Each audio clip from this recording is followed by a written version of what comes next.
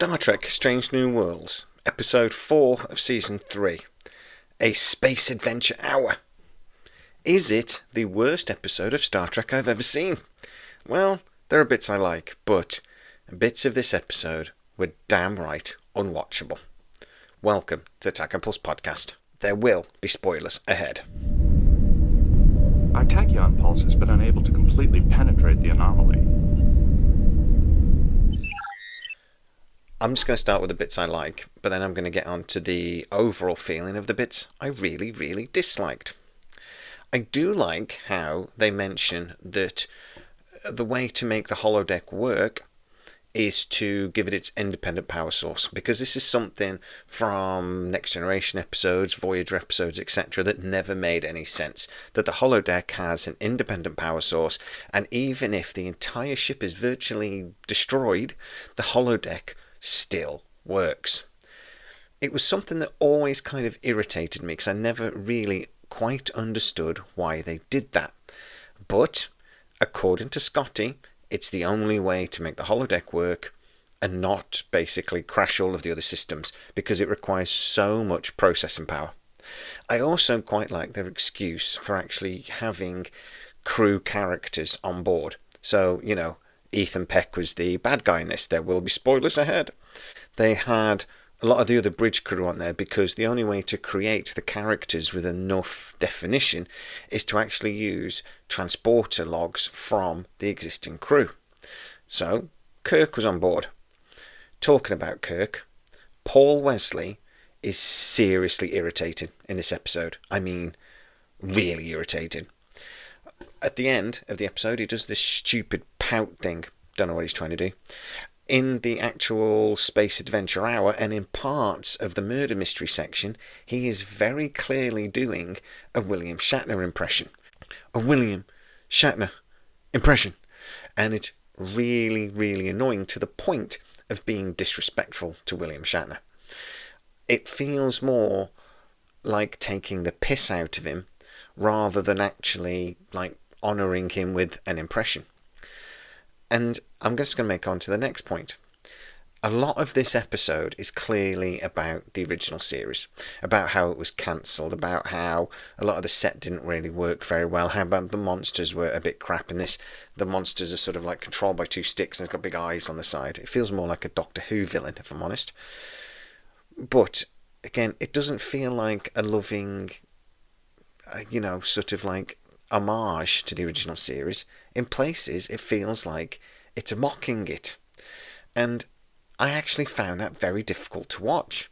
The whole bit where they're doing the Space Adventure Hour, particularly the first section, when they're playing out a scene from the original series, basically, or this version of the original series, it's painful. It's genuinely painful to watch. I don't understand what they were thinking when they did this. And that's going to take me on to the next point. It's not an original episode. Again, they've tried to remake a previous episode of Star Trek. And in this case, it's Elementary, My Dear Data. When Data, during the Next Generation episode, accidentally, actually it was LaForge that did it, accidentally asked for a villain that could defeat Data, or outwit Data. So the computer created Moriarty. They use exactly the same story plot device in this.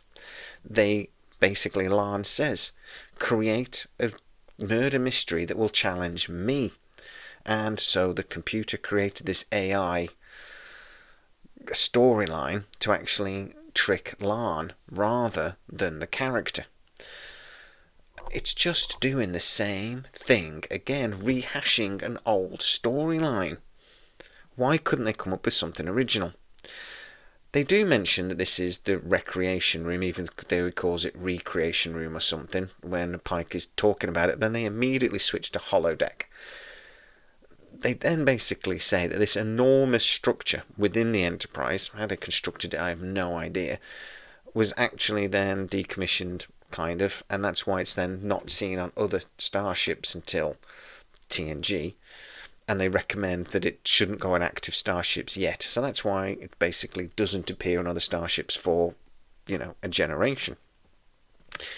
But I would argue we know from the animated series that we saw the recreation room and they were all very impressed by it, like they'd never seen it before. I think in that case the recreation room was above a star base, if my memory serves. Haven't watched the animated series for years.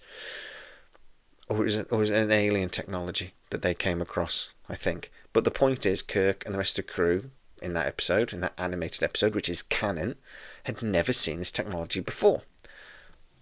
But now they have. So again, Kurtzman and his cronies are changing canon. Annoyingly. Guys, get into the comments if I'm wrong about that. And because, like I said, it's a long time since I've seen the animated series, but that is my recollection of it.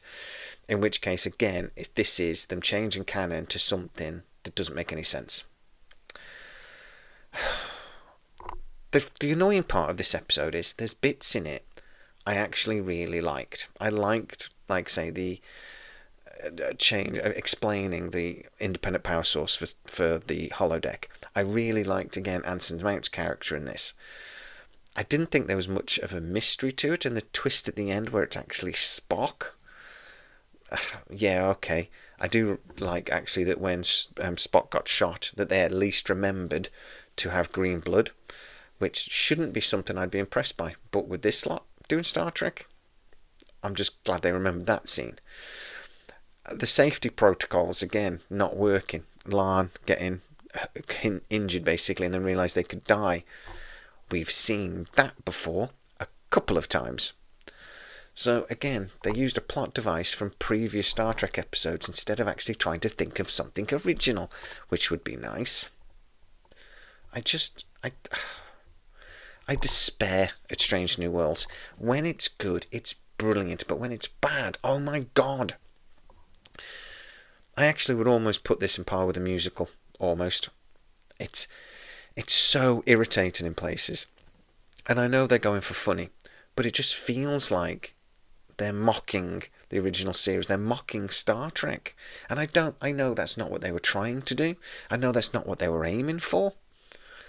But it seems to be they can't help themselves. Again, a genre-twisting episode that we just didn't need. Where's the Star Trek in this series? Where's the exploration?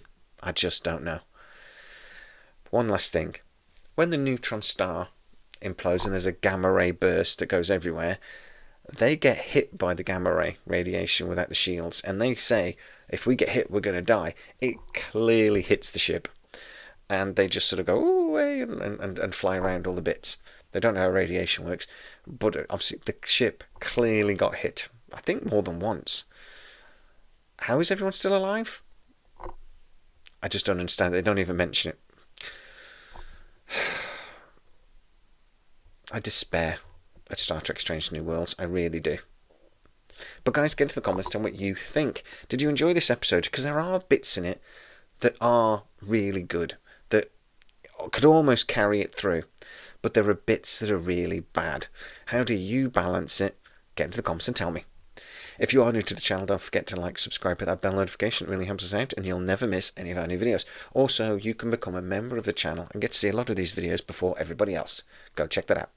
As always, please stay safe and I'll see you next time. Our tachyon pulse has been unable to completely penetrate the anomaly.